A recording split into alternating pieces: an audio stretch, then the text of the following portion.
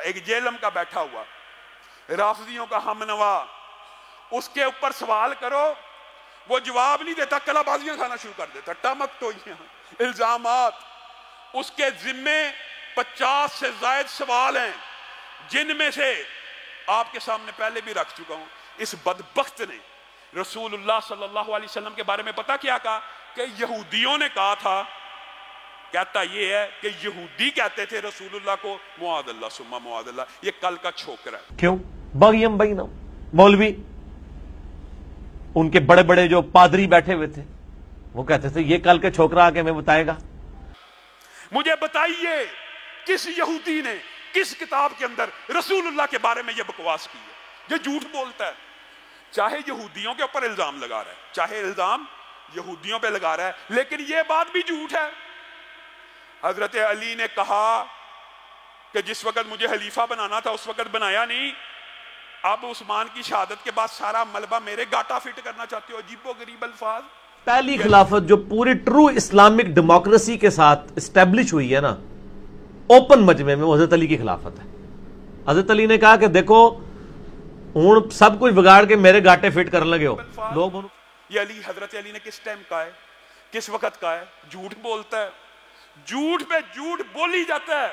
اور پھر وہ جو پورا کلپ بنوایا، میں کوڈ ورڈز میں بتاتا ہوں، میں برکت کے لیے بتاتا ہوں۔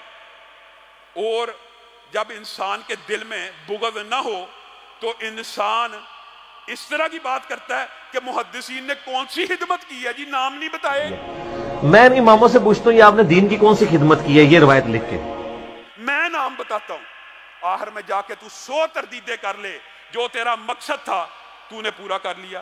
اس نے یہ تک جھوٹ بولا ہے کہ نرے حافظ کی یعنی چھڑا حافظ لفظ بولا کہ حالی جو بچوں کو ہم حفظ کرواتے ہیں نا اس کی کوئی اسلام میں فضیلت نہیں، معاذ اللہ۔ اور اگر یہ سمجھتا ہے میں جھوٹ بول رہا ہوں تو ان کو کہیں کہ حافظ قرآن کی کوئی ایک فضیلت مجھے قرآن و حدیث سے بتائیں جو چھڑے حافظ کی فضیلت ہو، جس کو قرآن کا حلال اور حرام ہونا نہ پتا ہو۔ جتنی حافظ قرآن کے فضائل ہیں وہ تو اس کے حلال کو حلال اور حرام کو حرام جاننے والی۔ ابو داؤد میں حدیث ہے، مسند احمد کے اندر حدیثیں ہیں، المستدرک الحاکم میں کئی حدیثیں موجود ہیں۔ یہ جھوٹ کے اوپر جھوٹ بولی جاتا ہے، ان جھوٹوں کا جواب نہیں دے گا اور اپنی طرف سے اور پھر لعنت کہتا ہے کہ جھوٹوں پہ لعنت ہے، تو لعنت پڑ جاتی ہے۔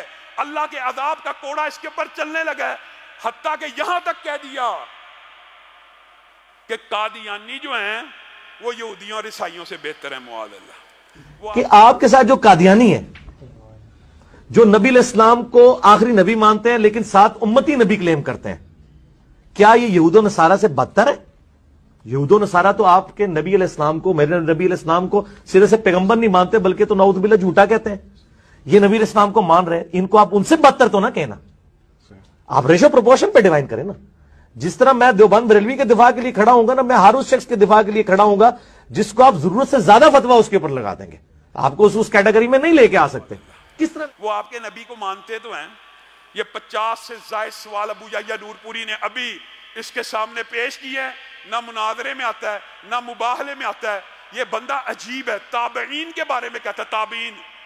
اب بندہ یہ لفظ کہتا ہے تابعین، ان کے بارے میں کہتا ہے تابعین رج کے جھوٹے تھے، معاذ اللہ۔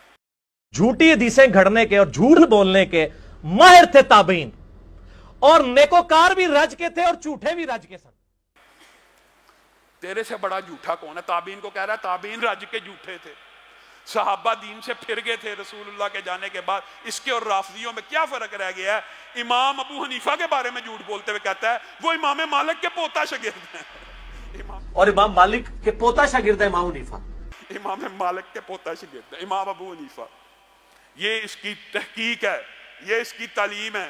ابن تیمیہ کے یہ خلاف، ابن کثیر کے یہ خلاف، علامہ شیعی سارے اسلاف کے خلاف ہے، اور بکواس کتنے گندے الفاظ میں کرتے ہوئے کہتا ہے میں ان کے ختنے چیک کروں گا۔ بدبخت آدمی۔ تو پھر ہم کہیں گے کہ ایسے سلف کے ختنے چیک کرنے چاہیے کہ وہ مسلمان بھی ہے کہ نہیں۔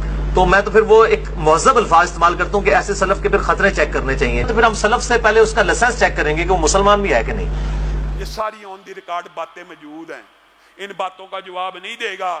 مباہلے سے بھی بھاگا ہوا، ہم نے مباہلے کا چیلنج آج نہیں 2 سال پہلے کا کیا ہوا ہے۔ تو کسی بھی صحابی کے بارے میں اگر یہ عقیدہ رکھتا ہے معاذ اللہ ثم معاذ اللہ کہ وہ جہنم میں جائیں گے، تو ہم یہ نعرہ بلند کرتے ہیں ابو بکر سے لے کے امیر معاویہ تک، امیر معاویہ سے طفیل دوسی تک، نبی کا ہر صحابی جنتی ہے۔ اگر جرت ہے، اگر سچا ہے تو آ کے مباہلہ کر لے، اور اگر جرت نہیں ہے اور علمی خیانت کرنی ہے تو مناظرہ کر لے، دونوں جگہ سے فرار ہے۔